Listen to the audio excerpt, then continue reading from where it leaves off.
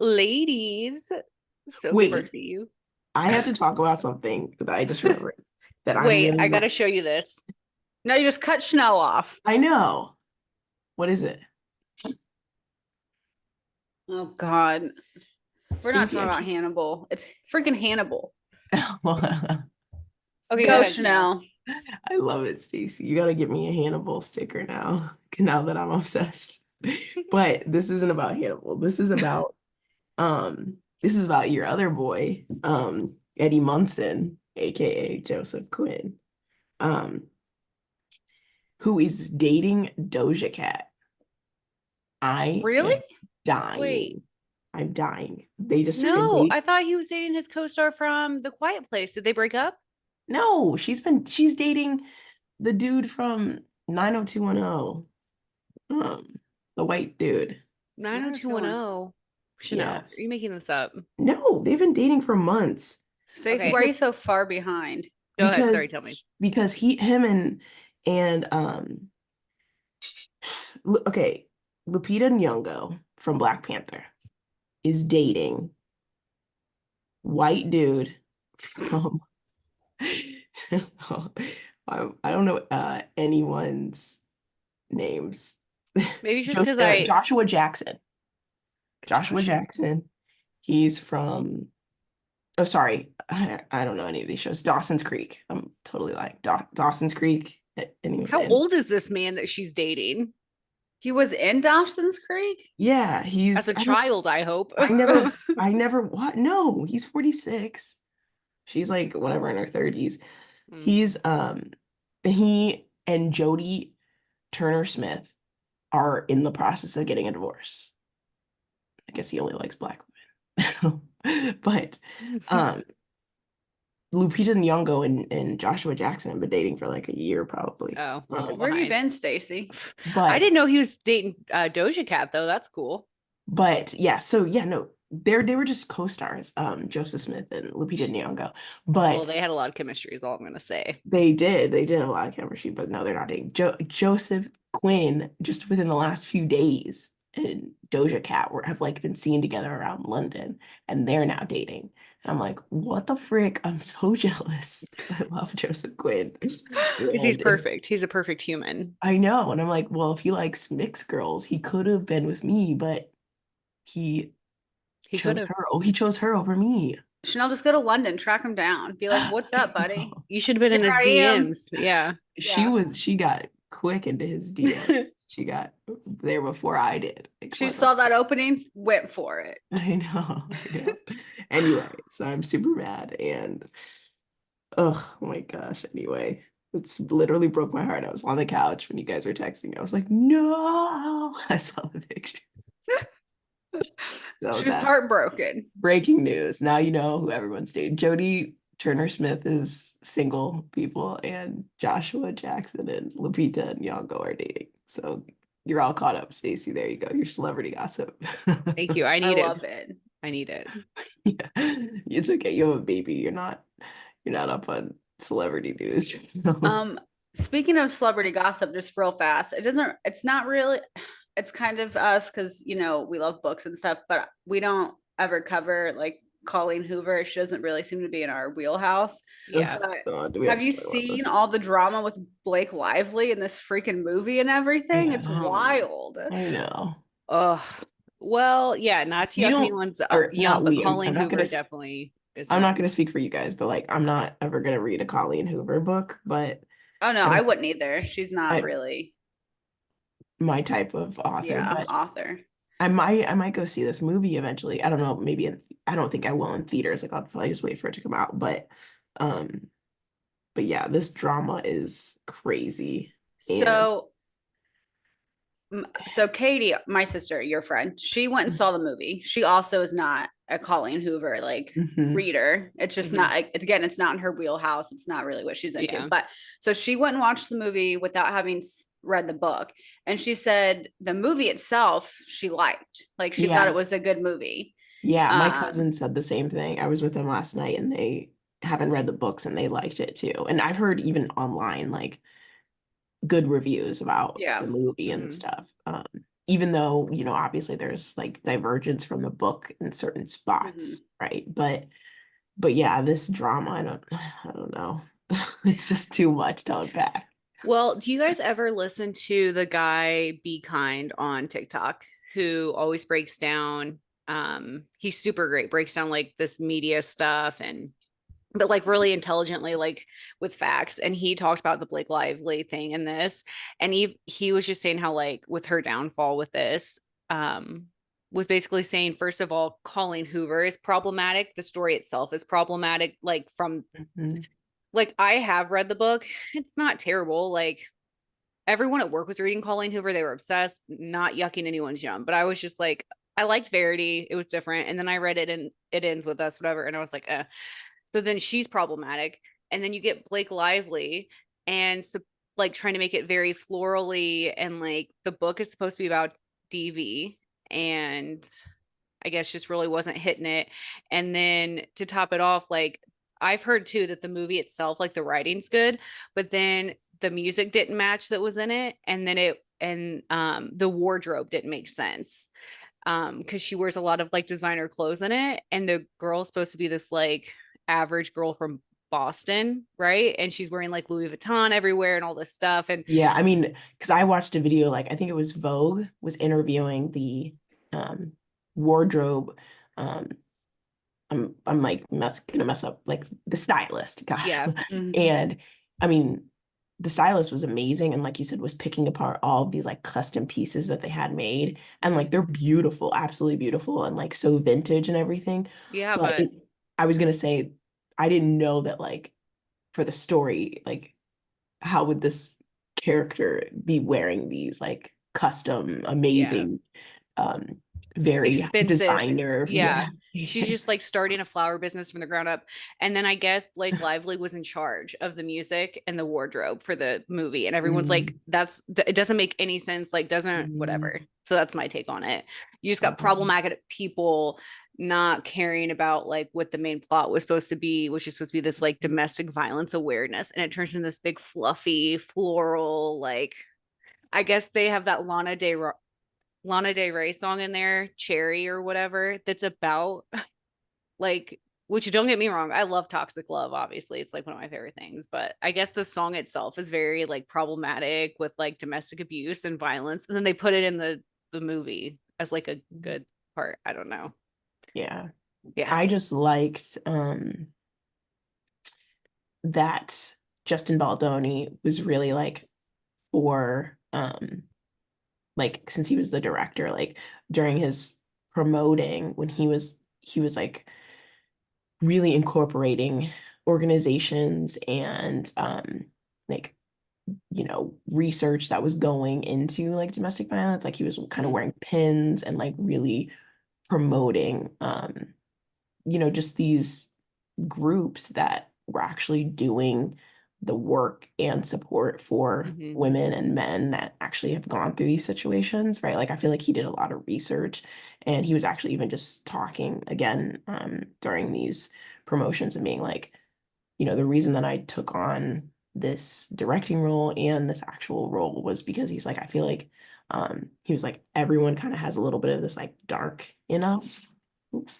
And so he's like, I really wanted to explore that as an actor and be like, okay, instead of kind of copping out and being like, oh no, you know, when, you know, someone's in like a toxic domestic violence situation, you know, asking the woman, like, why aren't you leaving? We should be asking men, like, why are you acting this way? Like, what's Yeah. driving you to be violent, to be emotionally manipulative? And so he's like, I wanted to take on the role of Ryle and be like, why is he acting this way? Why is he being like this? Mhm. And see like, do I have some of those Yeah. you know, traits and characteristics within me and like work with my therapist and be like, oh, this is what men can do. They can work on themselves instead of turning it on women like we do in society. And so I thought, yeah, like he just like portrayed like a really good perception for the movie.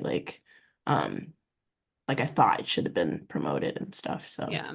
yeah, I thought that was really good. But I can't really speak on the whole Blake thing. I don't know. It's really hard because like cancel culture is really toxic in general, right? Like, Mhm. but I just know that I thought he did a good job promoting. And so that is all I'll say about that. Yeah. Ash, we can't hear you. I muted myself. Can you hear Oh, me? yeah, now. Yeah. I saw that interview where he spoke on that, and you can tell that he really did talk to these organizations and like really educate himself on this. And I loved that. And yeah, I can't cancel culture is terrible. And the only thing that I'll say is that everybody's posting these past. It's hard to see the interviews that he's doing and then all of these past interviews that Mhm. Blake Lively has done and how unkind she's been. And it's just like a very different look, I guess, for both of them. So Yeah. it's just been crazy the amount of like press and stuff over that's been going on. Yeah. Yeah. Well, I'll repost on our TikTok if people want to see it, the TikTok video that Be Kind that guy did, because it's very informative about the book and a little bit of the drama with Colleen Hoover and the Blake Lively thing if anyone's interested. So it'll be on our social media so people can check it out. Oh, yeah, that'd be cool. Yeah. Yeah. Should we get into the episode? Yeah. Because it's a big deal. Whoop, whoop, whoop. This is our book episode this month. Our book of the month is I Feed Her to the Beast, and the Beast is Me by Jamison Shea. And when I tell you this is one of my favorite books I've read this year by far, just devoured this book. Chanel was right. It took me like years to read it, but Chanel was right. Chanel's always right with these books. Thank you. Chanel really does give some of the best book recommendations. So we just look how beautiful, even like if you just did a cover by, this is like an instant just cover by, like the whole vibe. Yeah, it's just it is. Yeah, that's amazing. I know. It is. Yeah. So everyone should go read it and buy it and then read the sequel, which is coming out this fall. So, yeah. I can't wait. I can't wait because really, if I would, I think I knew it before I finished the book, but the book wraps up pretty nicely. So like, right. Like it was a nice little surprise that there was going to be a sequel because I would love to see more of these characters that are in this book. So that's exciting. I know you're just like, okay, so it's gonna continue on, and you're like, okay, how is she gonna like? Is she gonna like break? Well, okay, no spoilers yet, I guess. Well, yeah, we can do the summary and then you can talk about it because we'll spoil a little bit here in the summary. And you guys jump in if I'm missing something or if I'm like butchering one of the names because I listened to the audiobook and the narrator spoke pretty good French and mine is not. And a lot of this is in French. So this book is following the main character of Laure. She is a ballet dancer she's a student at the Paris Ballet Company. She ends up becoming a member of the ballet, but the book starts with her as in the school. She is the only Black ballerina dancer that is in this, or she's not the only one. She's the only female one, though, I think. But anyways, this comes into play that this is an issue. I know she's the only female one. Yeah. I don't remember about the male dancers. I think there's like one or two males. Yeah. But racism is a huge theme that plays out through this whole book. So it's just important to know this starting out. I wrote down because I get off on a tangent. Let me pull out my little summary that I have down. Oh, I was like, wait, what? Because I'll ramble here and I'm trying to make it as concise as possible. Okay, so she is the main character and she is at the Paris Ballet Company, and her whole dream is to be a part of the ballet company as an actual member, a dancer there. And so it starts out with her in the school. She has a best friend, Coralie. Am I saying her name? Coralie. Yeah, Coralie. And right off the bat, you kind of see that friendship is pretty toxic. It doesn't seem like her friend does not have the best intentions for her and really just uses her as, I mean, to feel better about herself or something, or to control, have power over. And But like so they're the only friends. Like yeah. the other girls all kind of are a clique, and so it's just the two of them kind of left. Yeah, I Mhm. think Coralie definitely likes the power, enjoys their power dynamic a lot, that she relies on her so much. Yeah. But Laure doesn't have a relationship with her family, so she's kind of alone. And Coralie is like her only person in her life. So you're kind of getting right off the beginning. I feel like the closest person to her in her life is not kind to her or really has her best intentions. So she doesn't have any kind of support system, Or money. or She's broke. money. And so before auditions are happening, one of the star ballerinas for the company sees her after class one day and like invites her out to dinner and like drinks. And she goes and they have this great time. And it seems like they're very similar in the fact that they both do not come from money or like this high society level, which it seems like there's a lot of nepotism that goes on in this ballet, and both of Josephine and her are not part of that. So Josephine takes her to the catacombs in Paris to, I mean, basically this god type entity that Josephine has made a deal with, and is showing this to Laure to give her this opportunity if she's like worthy to make a bargain with it, which she ends up doing. And she makes a bargain for power. And the bargain is she has power, but she cannot stop dancing. Right. And if she does, then she can never dance again. Yes. The original bargain was. And so it's like this river, it's Acheron is the name of the god. And it's like this blood river that she basically is in, swims in when she makes this deal. And pretty quickly after this, I feel like this book was pretty fast paced. It was like shit was happening every Yes. like it just kept getting worse. Like things like poor Laure, she never got like this chance to just like where things were calm. Almost immediately after she gets this power, Josephine is murdered. And she doesn't really know how to control this power. She doesn't know really any details about it. Josephine was supposed to help her. She has her phone. She has Josephine's phone that she found when she found her murdered. And so there's some notes and stuff on that that Josephine had been exploring to learn more about Acheron and everything around it, but she's having to figure it out on her own.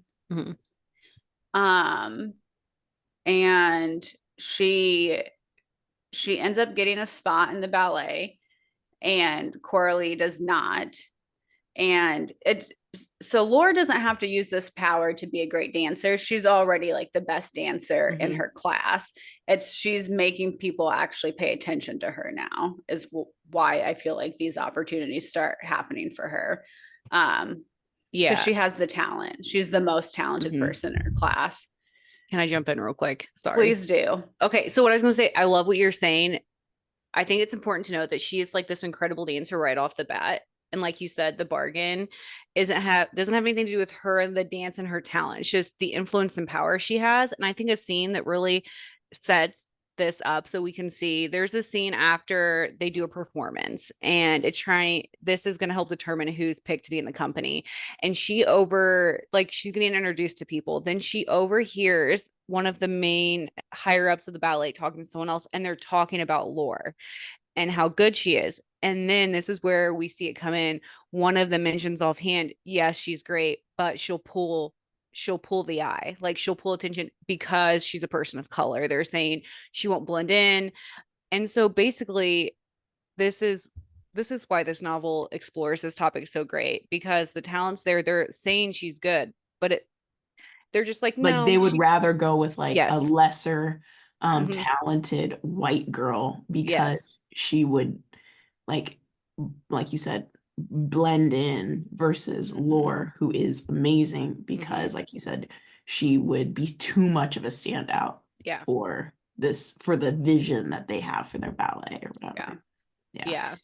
I also don't think I'm doing justice. This author is so amazing at, you feel so much rage for this, for Mhm. Laure as you're reading it, like just what's happening to her.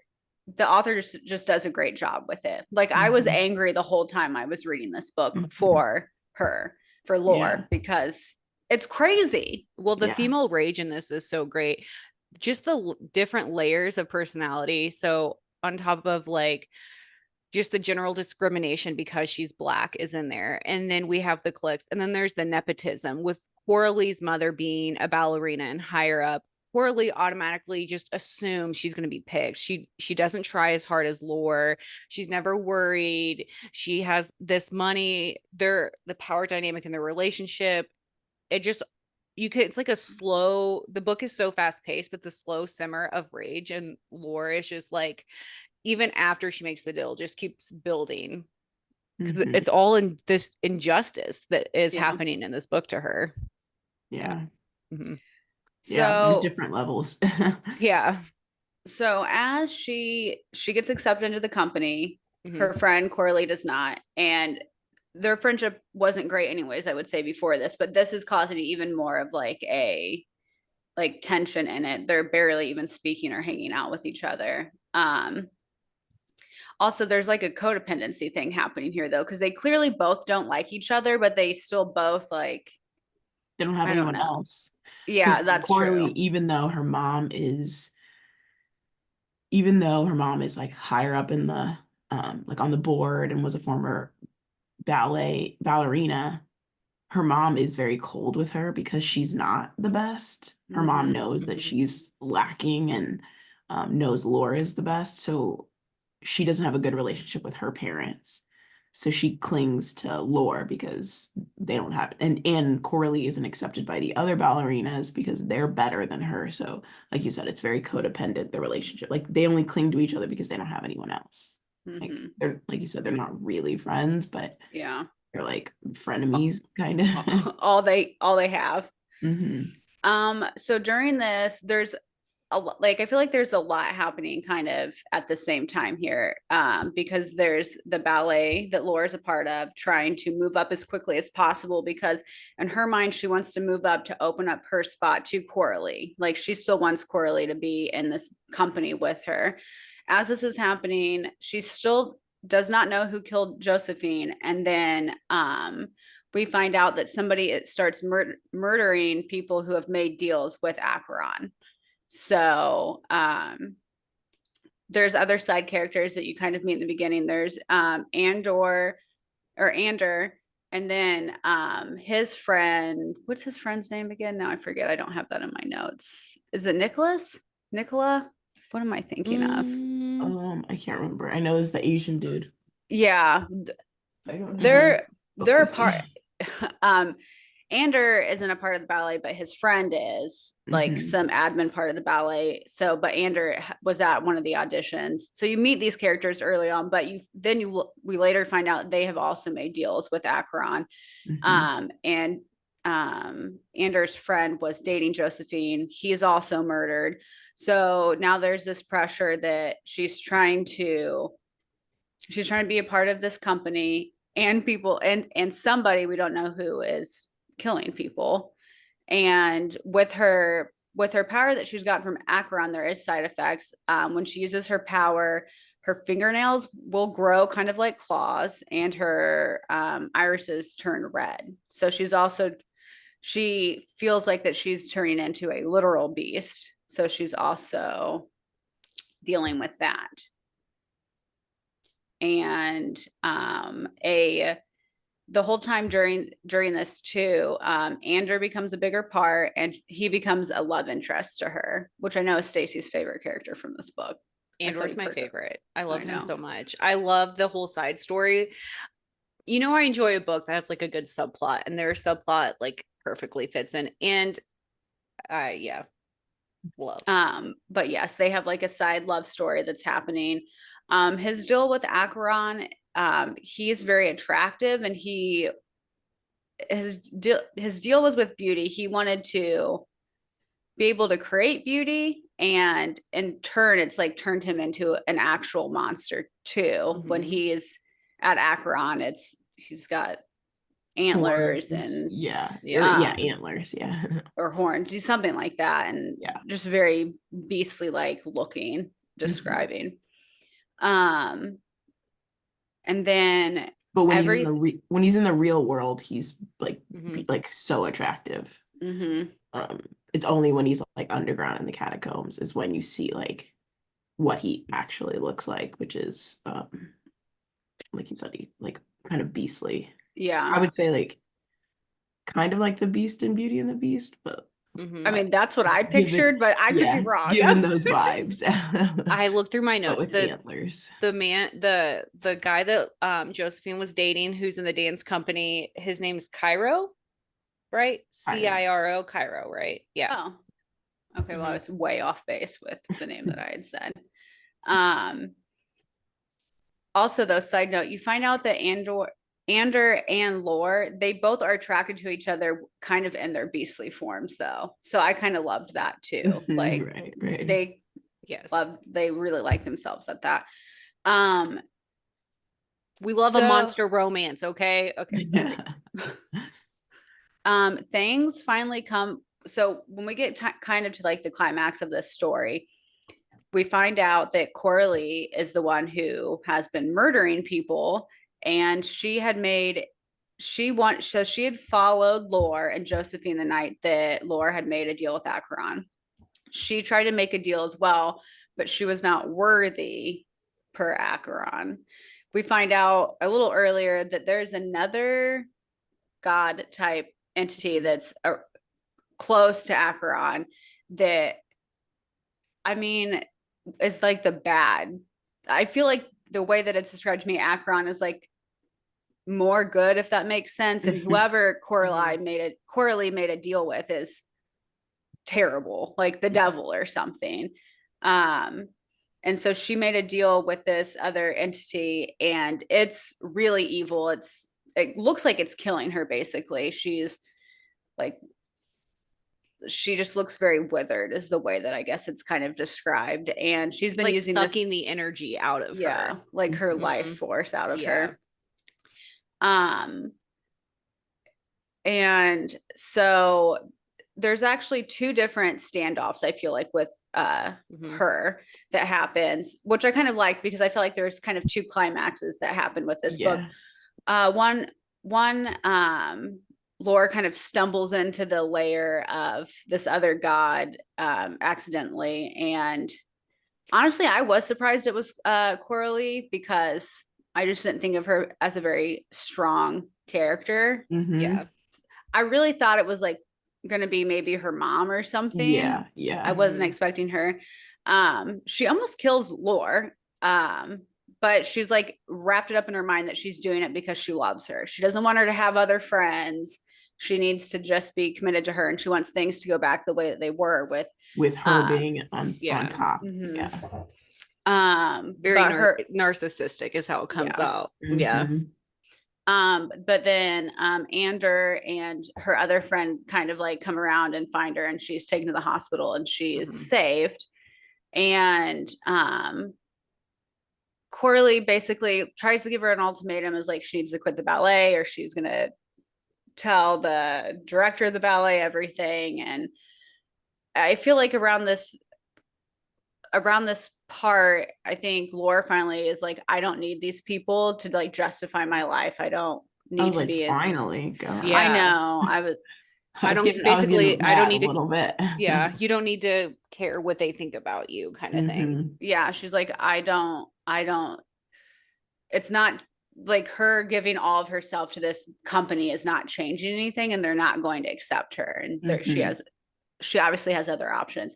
So she quits the ballet, but as she's leaving the office, she like gets her stuff from the locker room, and she's going to the main stage area, and Coralie is dancing her part that she was originally dancing or supposed to be dancing in the show that's happening. She's doing a really crappy job at it too, which just sets the next big climax that happens off. I mean, basically, it's crazy. I'm trying to remember like they have how like to this, describe their it epic correctly. showdown. Yeah. I mean, it's them fighting each other, but it's also like these two gods fighting each other, like these powers. I mean, they basically crumble this whole building. this building. It's like the Paris like opera house, I want to say. And like this was opening night for something, so there people that are there, they're like very dressed up, it seems like, and yeah, they get in this epic fight and crumble this building. They fall into like this huge pit that happens from the building crumbling, and Laure does defeat Coralie, drowns her basically because there's water obviously from the plumbing, and I mean a lot of people die, but Coralie does. But Coralie also stabs Laure, but Ander and her other friend get her to Akron in enough time to basically throw her in this river, and she makes another deal with him, this entity, to save her and have this infinite deal, right? Like he will be pretty much they'll be like sharing her body almost, is the way that they make it seem. And yeah, which is crazy. So she makes that deal. She survives. She's not dancing ballet when the story ends. She's traveling with her two actual friends. And yeah, that's kind of, I'm trying to think if anything significant besides that happens. What did I miss? You're doing so good. I know it's a lot when you're on the spot and you have to do the summary. You're doing so good. I think you got it. Like yeah, at you least all got the it. highlights. Yeah. Like, I mean, like the ballet gets like rebuilt and she like, you know, goes past it or whatever. And it's, you know, she's, I don't know, nothing. It like it continues on basically. And she's just like, kind of over it. You know what I mean? Yeah. As she should be.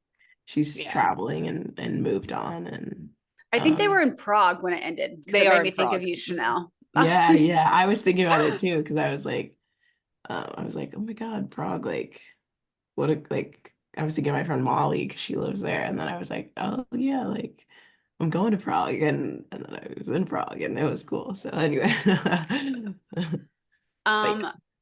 So this book is amazing for a lot of different reasons, but one of the main questions that I wanted to ask you guys and I wanted to talk about is who or what do you guys think is the main villain in this story? Like, what is actually the villain in this story? Oh my God. Well, society. I feel like right.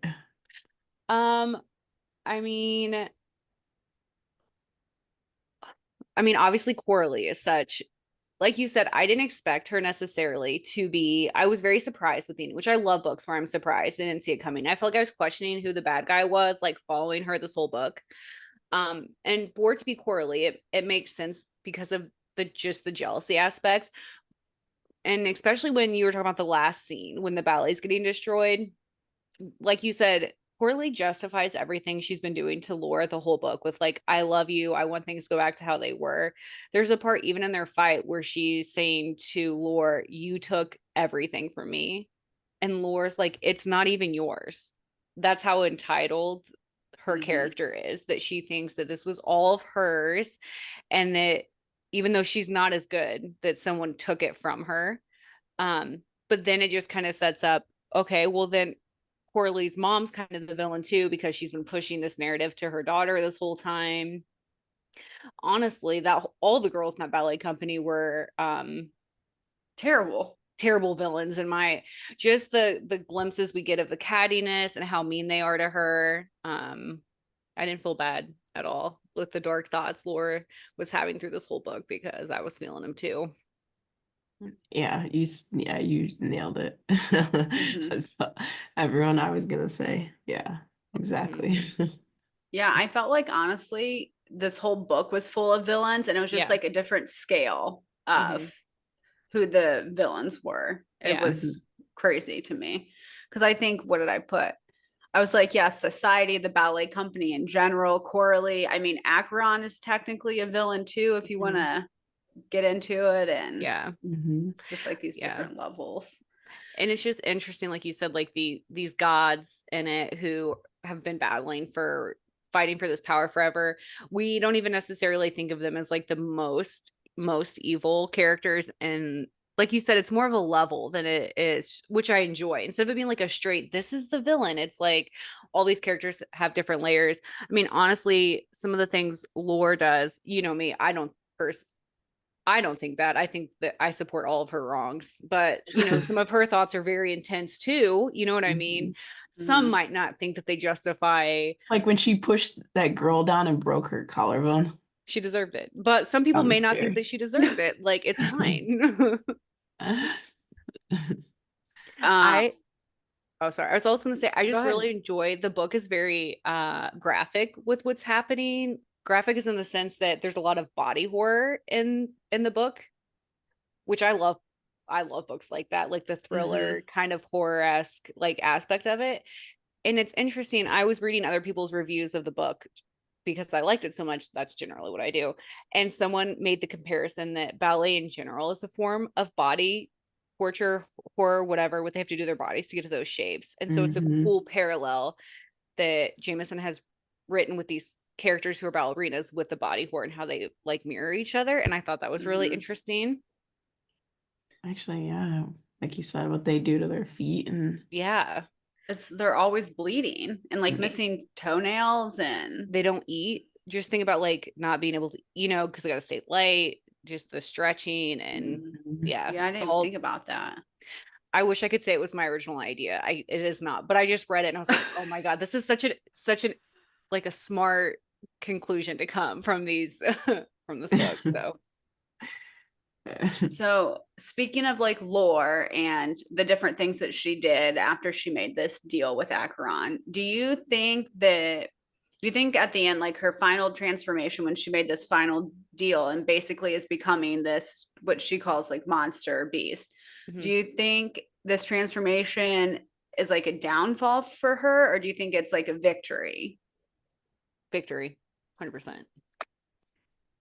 Yeah, Hmm. because when she finally accepted, like I said, I was just so mad at her the whole time, Mm-hmm. being like wanting to be accepted by these girls who didn't like her, were racist, were mean Mm-hmm. bullies. And I'm like, okay, even if she is like a monster, I'm like, just like get over them. Like you're better than them. You're Mm-hmm. not just like talent wise, but like just as like a person, a human being. Like, why do you Hmm. need Mm-hmm. their approval? And so when she finally accepted that, whether it was as a monster or not or whatever, like I'm like, that was the final transformation where she like just let go and did accept being a monster. But I was like, that Mm-hmm. was when she was a good character in my eyes. I was like, oh, thank God. She was annoying me up to that point. But yeah, yeah. Yeah, I kind of feel like we kind of touched on this last episode, but it's like, what other choice did she have? Hmm. Because she wasn't really given any other choices here. Hmm. Oh my God. Sorry. What? What? Paul Mescal and Gracie Abrams are dating. What the fuck? Okay, Okay, I've been sorry. sleeping on Gracie Abrams and I've just been listening to her nonstop. I'm like, why have I never listened to her before? Oh, really? Oh my God, I love her. Okay, I, I I don't love her now though. Okay, sorry. okay. Wait, who's she dating? Paul Mescal. Who's that? Oh my God. You would And know him not, if you saw him, Stacy. Oh. yeah, he was in Oh no, I know. Oh yeah, I knew that. I saw that already because people are coming in on their age gap, right? oh, they have an age gap? Do they? Wait, I'm thinking of a different Who is it that she's with? He's Well, 28. He's in Normal People, All of Us Stranger. Oh, I'm thinking of someone else. Okay, I'm thinking of someone else. I'm just making stuff up because I don't know. He was, but Stacey, he was in something else you would recognize, I think. Oh wait, maybe not. If he was in Normal People, I saw some of that show. I'm so bad right now. My days, bro. She's about to rage out. Okay. The female rage. It's happening. Go ahead. I love you, Chanel. Drink your drink. I mean, the only other thing that I kind of wanted to touch, because I feel like we're touching on what I think is the most important things in this book, which is like who's really the monster in this. Yes. And just all of the like racism and nepotism and stuff that was happening in this book. Major like themes. Major. The only other thing that I found, and maybe this isn't so much of a question, because when I first read the book, I thought it was very odd that her family was not involved, that she had a mom and dad, but they were nowhere to be found, and basically had abandoned her when she was a child because when she started this ballet school, and that her mom, because it's sprinkled in the book, like her mom will send her a birthday card once a year. I don't even think it's always on her birthday, but like it's a birthday card. And her dad creeps up kind of like in and out, trying to get back into her life. And at first, when I was reading it, I couldn't figure out like the point of it, or maybe what the author was wanting to do. And then when I was done with it, I was just like, it's just another who's supposed to be like the people that are supposed to be protecting her and making sure that she is protected in life. It's just somebody else letting her down and not being there for her. And then, but then they also just pop up kind of randomly to remind her that they're not there for her. Yeah. And hopefully like it gets explored more in the second book. Like maybe that'll be another theme because that like does suck, but also like maybe that's just the whole theme. Like it's like, these people were supposed to protect me and they didn't, but I also wish it was a little bit more like maybe I don't like I wish it like fleshed out. A little more fleshed out, but that could be explored more. Like we get more of her backstory in the second book, and then that ties into like her new life now. You know what I mean? Like maybe she has to deal with that now that she's completely this like new beast or whatever. So that would be really interesting. But especially with her mom, since she was a ballet dancer. Like there could be a really cool story there. So okay, I also want to know, what was your guys' favorite scene / like character from the book? I got mine pulled up. I'm ready. Go for it. Okay. Which I know it's not even like the biggest part in this book, but I kind of touching into like how her mom and dad are not in her life. It's an interesting concept to me that she's been with this Coralie and these girls pretty much her whole life, and there's no sense of family there. There's a sense of family with Coralie, but it's not healthy, just like her real family. And then these other people, Andor, and then the other girl, Katora. Am I saying her name right? I think so. Katora's the other girl who comes in, kind of turns into her found family pretty quickly. I feel like she can get the support from them, even Cairo a little bit, way quicker than she got with these other people. So she gets really close to Andor. I love the relationship. I think it's just the imagery of how the author describes Andor and his mortal form versus when he's in the catacombs and this poisonous botanical garden that he has. Oh man, that was gonna be mine. Okay. Is that yours? Okay. You guys are the same person. I can't stand it. I know. Well, I just love the imagery and like the almost I'm such a sucker for beauty with horror, and it like all mixed in. And so Andor has this feeling that he isn't loved because he's not this traditional beauty, like beautiful person, but whatever, Laura thinks he's beautiful in his form down there. So one of my favorite scenes is she's down there. This is like the first time they're like getting close. They're getting ready to kiss. And then this is some of the quotes. So one of it says, "Just once I'd give in to the monster and I would know peace." This is Laure. "Can I?" And he nods barely. "You're not afraid." So he's asking her if she's afraid to like touch him. And she says, "I am, of myself mostly." So Andor can like poison people, poison with all this stuff, and she's not even afraid of him. She's still afraid of herself and this power in herself, which I just think is a great parallel for any person who doesn't feel powerful in their own body, whatever. But anyway, then one of my favorite quotes is, "It's a peck, really, but the sensation echoed through my feet. The second kiss, it was hunger, his answer, tasting a collision of lips and sharp teeth, herbal like thyme and sweet like rose water. Feverish with want, I pressed closer, wood biting into my palm, his hand cradled in my jaw." Yeah, that was my favorite scene. I love you. I love that. That was mine too. I was gonna say like their first kiss and like just the imagery describing it. They're surrounded because there's like this like log cabin right there too, and there's all of these literally. I think you mentioned it too. There's these deadly flowers. There's like belladonna. There's like wisteria. All of these deadly flowers surrounding them that he's been cultivating and like gardening, and then it's just so beautiful that they're like you said, just surrounded by these beautiful but deadly flowers. And like that's their first kiss. And like this, blood river is like right next to them. It was just like, oh, this is so beautiful. And like that's where they get to have their first kiss. And I was just like, yeah, that was my favorite scene. It's just beautiful and fucked. And it's like my favorite kind of thing. Yeah. So is Andrew your favorite then? Yeah, he's my favorite. I don't know. I like Laure. She's pretty cool. But that's your favorite scene too, Chanel? Yeah. Well, Laura is my favorite character. I just loved her so much. I wanted her from like almost the beginning. I wanted her to burn everything to the ground. So my favorite scene is when the ballet building, wherever it is, like collapses, and like when they destroy it when they're fighting. Because I just pictured, this is gonna sound terrible, because it was like pretty graphic and all these people died, but just like the image of like this once really beautiful building is just in ruins and the two of them like fighting it out. I'm pretty sure that I saved this quote, but I'm pretty sure this is the quote that Laure said when she saw Coralie dancing her part and not well before they started to fight. And it's Laure saying, "They sooner replace me with someone unqualified than show me an ounce of grace when I needed it most." Because after Coralie attacked her and everything, she was in the hospital for a while, so she wasn't making practices. And then she ended up quitting. Nobody checked on her. Nobody called her. Like nobody even cared.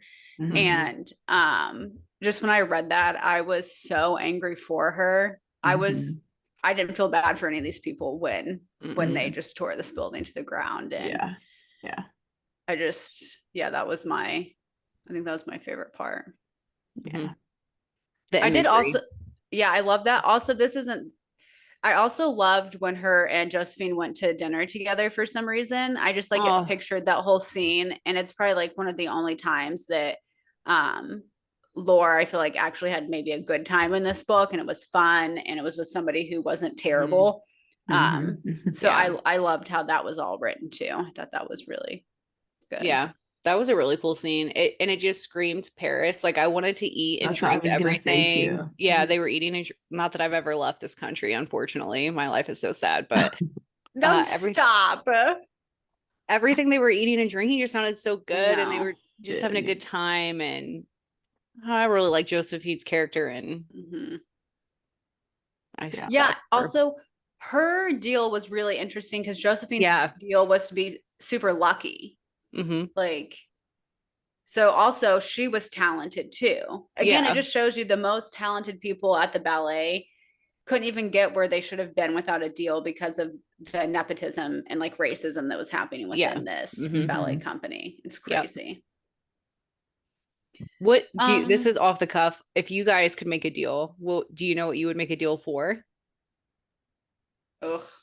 This is, I don't even know. I just like was just thinking, wishing to be lucky is random.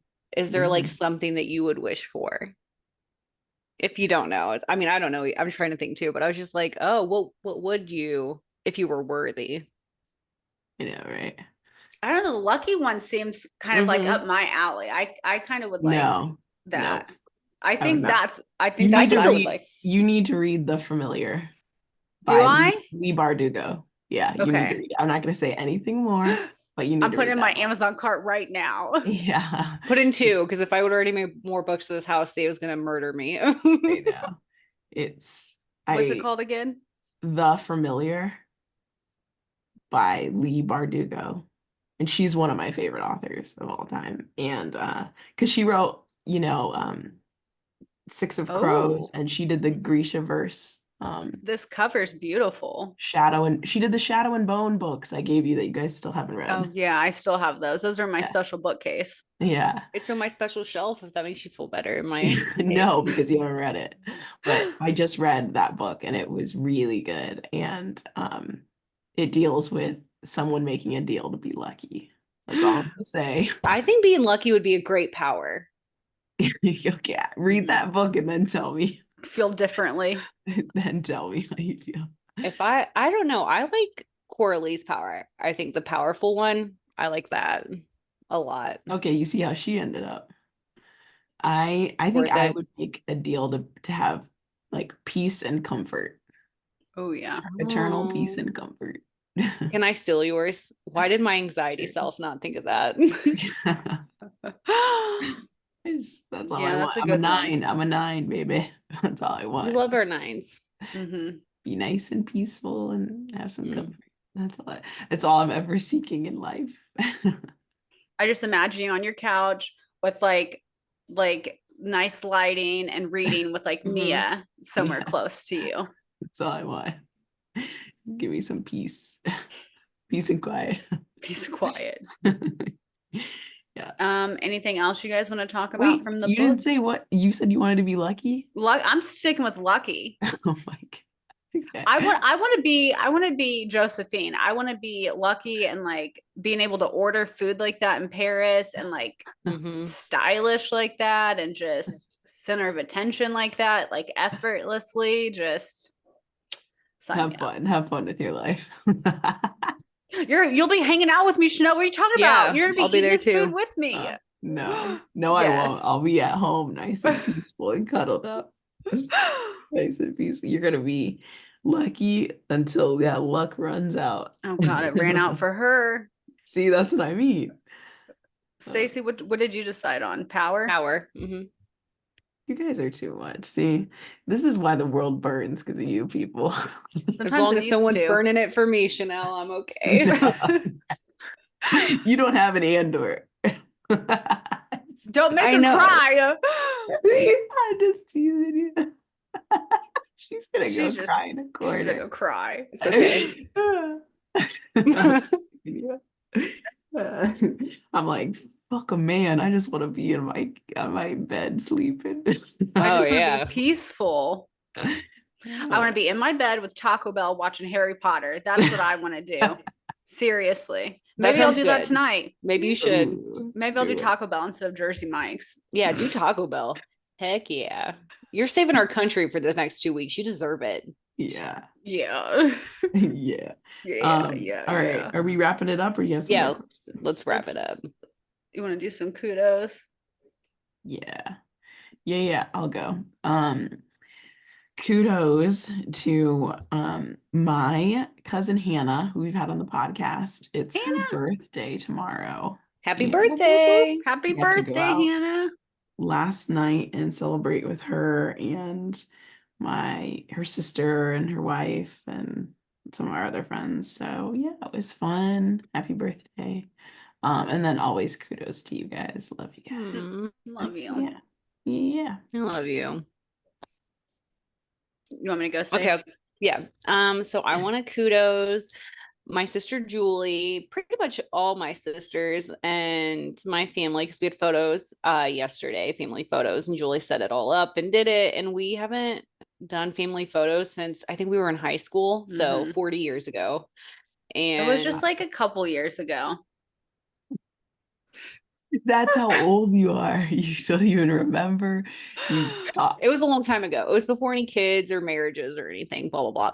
So that was a nice family moment. So kudos to that. It was really nice. And kudos to you guys for dealing with my craziness. And kudos to Chanel, really. over everything for starting Hannibal this week.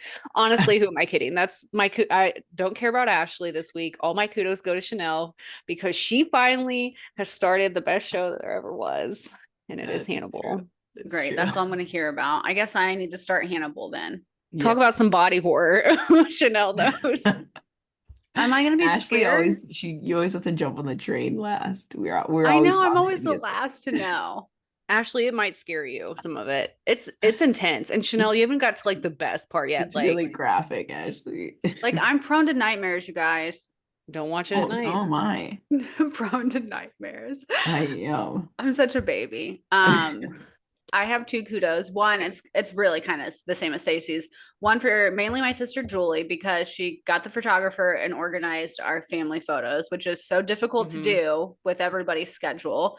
And we had to do it before Chanel, I think we told you this. Katie's moving, our sister is moving out of state in September. And so like there wasn't a huge window to get this done before she left. So Julie really rocked it out of the park here and like got it organized. And everybody was so good, and it just like really turned out, I think, nicely. So it was really exciting. I can't wait to see them. I know, I can't wait. And then my other kudos is for you guys, because I love you. You were able to record a little earlier because I'm starving and wanted to get dinner, but I would not have enough time to go and then record at our scheduled date. So you guys are nice enough to do it a little early so we could do it. And then I can go eat my Taco Bell because you love me. I like how it's Taco Bell now. It's going to be something. So yeah, I love you guys. You're the best. Love you guys. Yay. Love you. Yes. Okay, and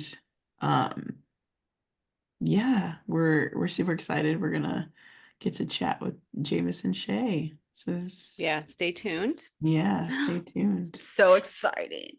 Yeah. So, and obviously my rating for this book is 5 out of 5s. 5s across the boards. Just like so great. So yeah, well, no smut in this book, but we'll do I was like, if 5-star rating, but like 5 for a thriller. How about that? Yeah. What was the 5 for like the rage, how well written the rage was. Seriously, just like instantly when you read this book, I mean, I don't know how anybody could not just feel rage for this main character instantly. So definitely. But yay. Okay, guys. This is a good book. It was a great book. We can't wait for you to hear this episode and the stuff we have coming up. So have a good week and be safe, and make sure you read what you like.